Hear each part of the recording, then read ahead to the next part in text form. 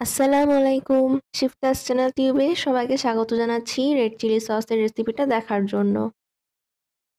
যারা ঝাল খেতে পছন্দ করেন তারা অবশ্যই সসটা পছন্দ করবেন। এই সসটা বানানোর জন্য প্রথমেই যেটা লাগবে সেটা হলো লাল মরিচ বা রেড চিলি, আর লাগবে একটা আদা আর একটা রসুন। এগুলো আমি এভাবে কেটে নিচ্ছি।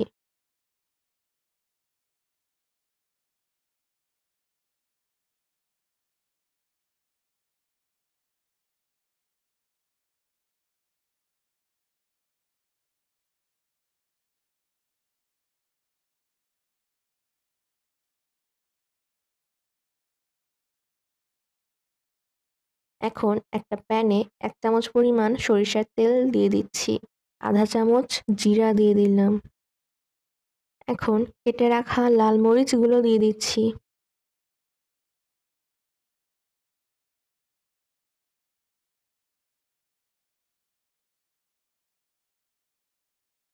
দিয়ে দিচ্ছি রসুন আর আদা।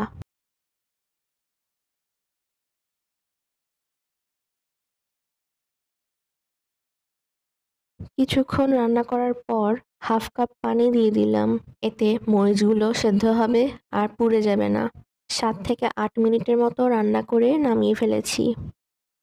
আমি 2 টেবিল চামচ পরিমাণ চিনি আর স্বাদ মতো লবণ দিয়ে দিচ্ছি। আরেকটা কথা, কোনো পানি থাকা যাবে না। পানি থাকলে কিন্তু সসটা নষ্ট হয়ে যেতে পারে। এখন এটা মিক্স করে পুরোপুরি ঠান্ডা করে ফেলবো। ঠান্ডা হয়ে গেলে লাল মরিচগুলো ব্লেন্ডারে নিয়ে নিব।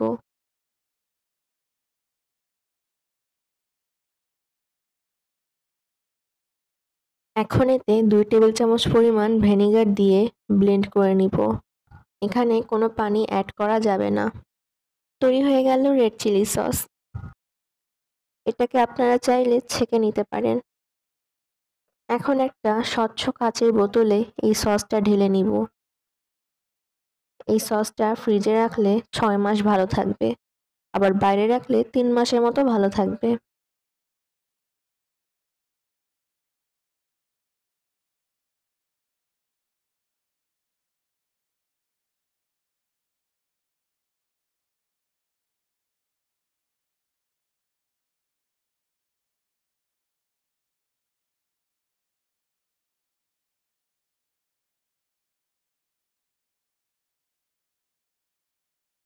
এই শীতকালে সিজনাল রেড চিলি সস দিয়ে তৈরি এই সসটা স্বাস্থ্যকর এবং মুখরোচক।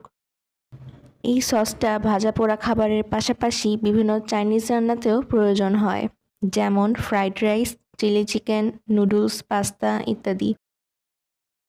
আজকের ভিডিওটা ভালো লাগলে সাবস্ক্রাইব করে পাশেই থাকবেন। আজকে এই পর্যন্তই। সবাই ভালো থাকবেন। আলহামদুলিল্লাহ।